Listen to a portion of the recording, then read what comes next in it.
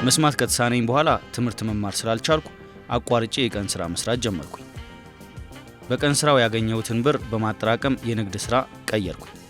የተለያዩ የቁም እንስሳትን ማለትም በግ፣ በሬ በመሸጥ ስራ ጀመርኩኝ።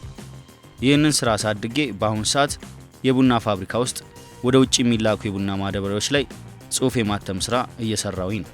በዚህ ስራዬ ደግሞ 5 ሴቶችን ቀጥሬ እያሰራው ነው። ቀረብኩትን አንደኛ ፎቶ ነበረ። ያ ፎቶ በሬ ስነግድ ያለሁበት ነው።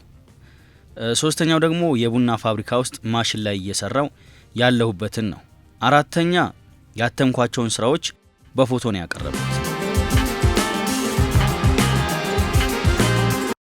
ደረጃው ላይ ከአፍሪካ 270 አካል ጉዳተኞች ውስጥ 16 ውስጥ መግባት ችያለሁ። ብቸኛ መስማት የተሳነው ደግሞ እኔ ነኝ።